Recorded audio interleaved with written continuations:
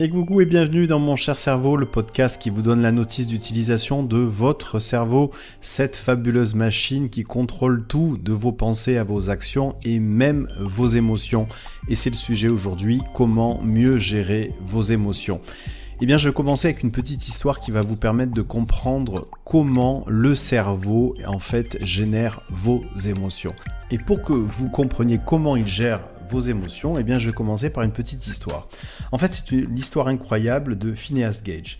Au siècle dernier, cet homme travaillait dans la construction des chemins de fer de l'Ouest américain. Et à la suite d'un accident d'explosif, une baramine lui traversa tout le cerveau. Gage sortit miraculeusement vivant de ce drame. Donc, en plus d'une baramine, il avait aussi une bonne étoile au-dessus de la tête. Mais depuis son accident, plus personne ne pouvait le supporter. Il avait totalement changé de personnalité en devenant le mec le plus chiant de la planète. En fait, cela venait essentiellement du fait qu'il n'exprimait et n'éprouvait plus aucune émotion. Alors, même si vous vous sentez aujourd'hui malmené par vos émotions, dites-vous que c'est déjà mieux que de ne pas en avoir du tout. Mais bonne nouvelle, dans ce podcast, eh bien, vous allez apprendre à mieux les gérer sans que cela vous pourrisse la vie. En fait, avec sa baramine dans la tête, Phineas Gage a été la preuve vivante que les émotions ont été toutes générées par notre cerveau et même l'amour. Oui, je sais quand on pense à l'amour, on pense souvent au cœur, eh bien, oubliez ça, en amour, c'est encore le cerveau, le patron. C'est donc le cerveau qui génère toutes vos émotions et ensuite ces émotions parcourent tout votre corps de la tête jusqu'aux pieds, un peu comme une vague. Seul problème, eh bien si on ne sait pas quoi faire avec cette vague, le risque, c'est que cette vague se transforme en tsunami. Et c'est précisément là que ça fait mal.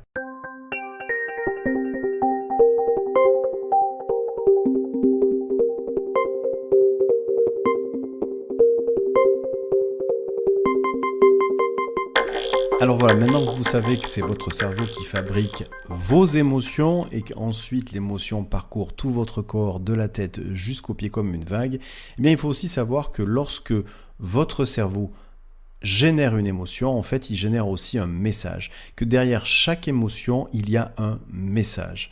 En fait, votre cerveau, c'est un peu comme un facteur un peu particulier qui, lorsqu'il génère une émotion, a un message à vous délivrer. Le seul problème, c'est qu'on vit actuellement dans des sociétés où on a quand même tendance à cacher nos émotions, à les masquer. Et ça, c'est pas bon du tout pour le fonctionnement normal de notre cerveau. Car le risque, c'est en cachant ces émotions, en essayant de les masquer, de les refouler, eh bien, le cerveau va continuer à les produire tant que le message n'aura pas été réceptionné. En fait, le cerveau, c'est un peu, comme je viens de le dire, un messager ou un facteur un peu particulier qui va sonner chez vous pour dire qu'il a un message à vous délivrer. Et si vous n'ouvrez pas la porte au facteur et vous ne récupérez pas le message, eh bien le facteur va continuer à sonner de plus en plus fort. C'est pour ça que je dis que c'est un facteur un peu particulier, parce qu'un facteur, normalement, ça sonne une fois et ensuite ça vous laisse un avis de passage. Eh bien, votre cerveau, lui, concernant les émotions, il ne vous laisse pas d'avis de passage, il continue à sonner de plus en plus fort jusqu'à ce que vous n'en puissiez plus. Et là, eh bien, cette vague d'émotions va se transformer en tsunami et c'est justement là que ça fait mal.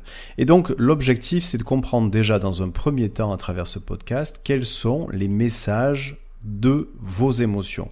Si vous comprenez le message, eh bien, vous allez empêcher la vague de se transformer en tsunami. C'est vraiment la première idée à retenir. Et donc, il faut savoir qu'il y a 4 grandes émotions. J'ai presque envie de dire de 4 grandes émotions primaires. Les 4 grandes émotions générées par votre cerveau sont la peur, la joie, la colère et la tristesse. Et donc, concernant le message de la peur, eh bien, le message de la peur délivré par votre cerveau, il est très simple. Le message de la peur, c'est attention, danger. Et face à ce message, eh bien, le cerveau peut réagir suivant 3 options. Première option, c'est la fuite. Deuxième option, c'est l'attaque. Troisième option, si la fuite ou l'attaque ne sont pas efficaces, c'est rester figé. Donc, c'est des réactions qui sont instinctives, automatiques et qui se passent dans le dixième de seconde. Voilà le premier message de la première émotion primaire qui est la peur. Donc, le message de la peur, c'est attention, danger. Deuxième émotion, la joie. Eh bien, l'émotion de la joie, qui est aussi créée par votre cerveau, et ensuite cette joie parcourt tout votre corps de la tête jusqu'à vos pieds, eh bien le message de la joie, il est très simple, c'est « je suis pleinement aligné avec ce que je suis ». Et c'est ça le message que veut vous transmettre votre cerveau lorsqu'il génère en vous de la joie. Troisième message, lié à la troisième émotion primaire, la colère.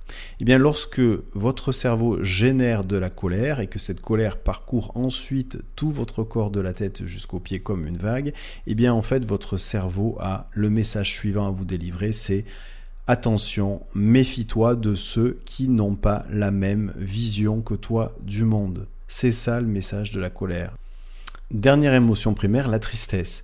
Le message de la tristesse, c'est-à-dire le message que veut vous faire passer votre cerveau à travers l'émotion qui est la tristesse, c'est « dis au revoir à quelque chose ou à quelqu'un ».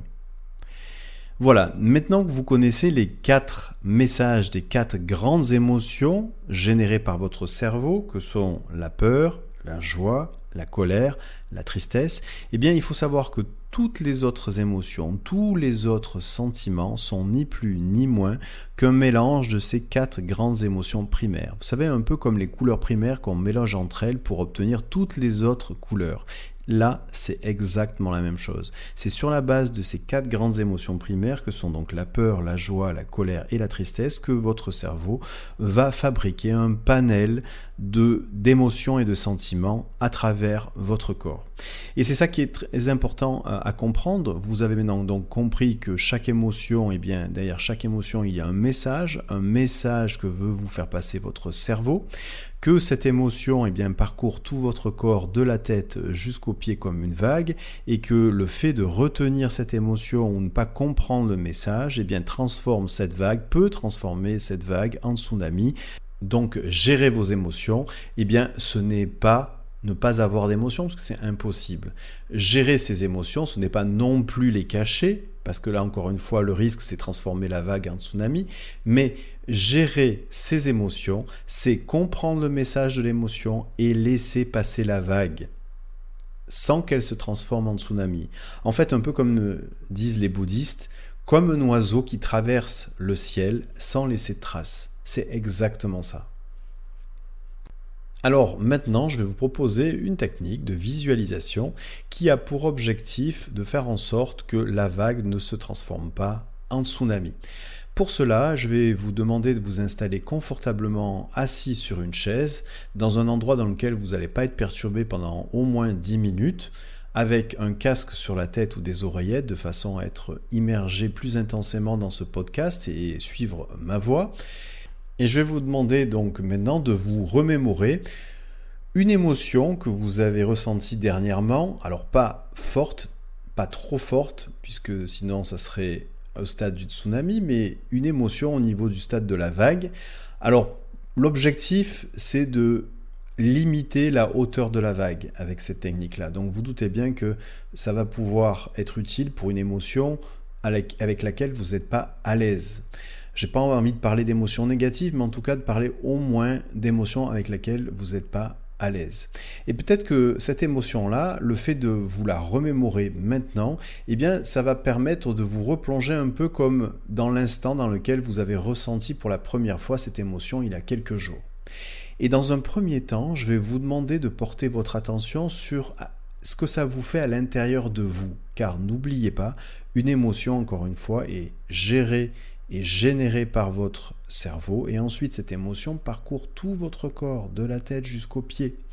Et maintenant, je vais vous demander, en repensant à ce qu'a fait cette émotion à l'époque où elle est apparue, il y a quelques jours, eh bien, de ressentir ce que ça vous a fait à l'intérieur de vous.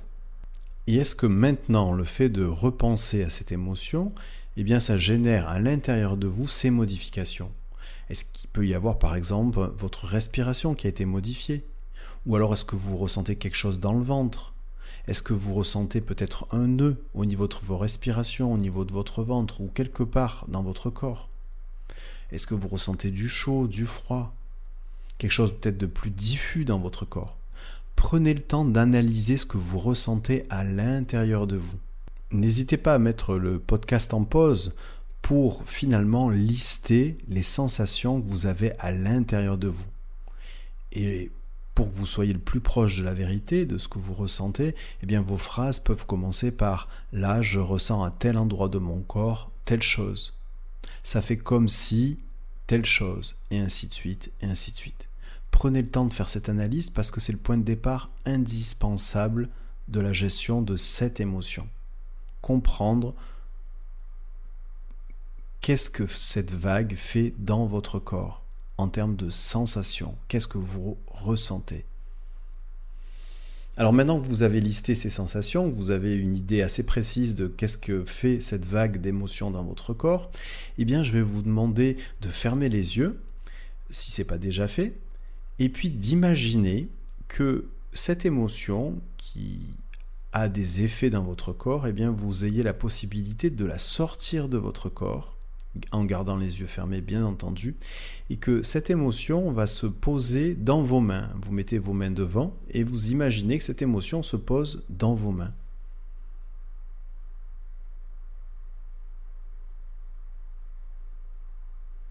Alors prenez le temps d'observer ce que vous avez dans vos mains. Quelle forme ça a? À quoi ça ressemble? Qu'est-ce que vous ressentez dans vos mains en contact avec cette chose? Quelle couleur ça a? Est-ce que ça bouge? Est-ce que c'est fixe? Prenez le temps d'observer cette émotion que vous avez dans vos mains.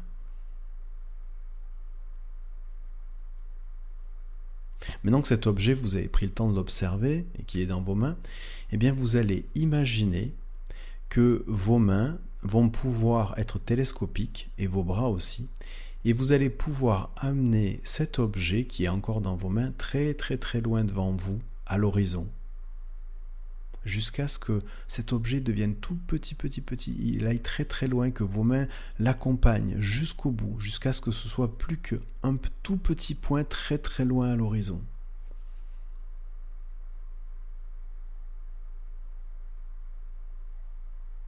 Gardez vos mains très loin à l'horizon, et maintenant, à la place de ce point-là, qui a disparu, je vais vous demander de mettre un autre objet.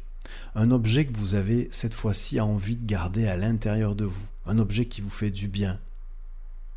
Et ramenez vos mains contre vous. Maintenant, ces mains télescopiques et ces bras télescopiques reviennent contre vous. Et prenez le temps d'observer dans vos mains l'objet qui apparaît là, maintenant, un objet que vous avez envie de garder précieusement à l'intérieur de vous. Prenez le temps de ressentir ce que ça fait d'avoir cet objet dans vos mains, au contact de vos mains. Prenez le temps de l'observer, sa forme, ses couleurs.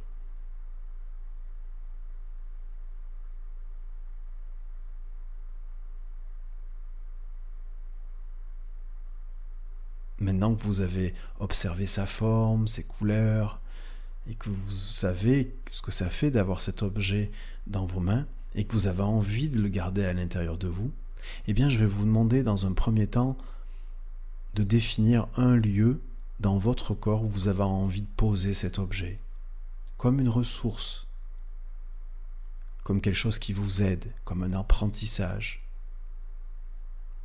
comme quelque chose que vous pouvez ensuite, comme un trésor, garder en secret à l'intérieur de vous, et pour lequel vous avez la possibilité par la suite de revenir, ouvrir ce trésor et utiliser ce qu'il y a dans cette malle au trésor, ou dans cette boîte, ou quoi que ce soit d'autre qui vous semble plus utile.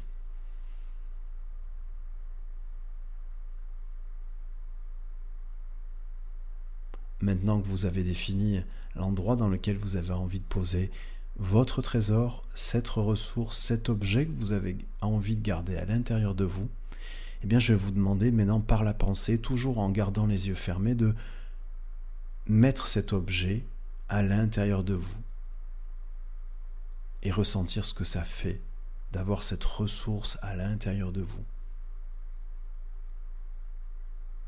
Comment vous vous sentez ?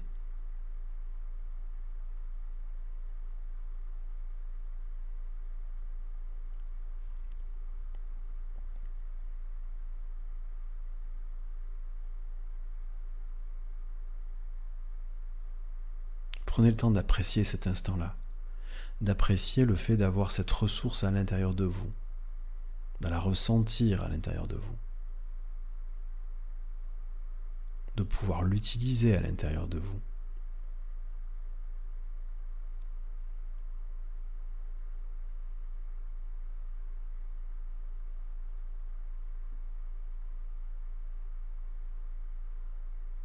Voilà, dans quelques instants, je vais compter jusqu'à 10 et vous allez pouvoir revenir ici et maintenant en ouvrant les yeux avec cette nouvelle ressource. 10, 9, 8, 7, 6, 5, 4, 3, 2, 1, 0. Et voilà, vous pouvez de nouveau réouvrir les yeux, vous étirer d'ailleurs, et prendre le temps d'observer, de ressentir comment vous vous sentez maintenant. Ce que vous venez de faire, en fait, c'est de donner des instructions à votre cerveau pour que, au départ, l'émotion qui vous gênait, eh bien, puisse être limitée uniquement au stade de la vague.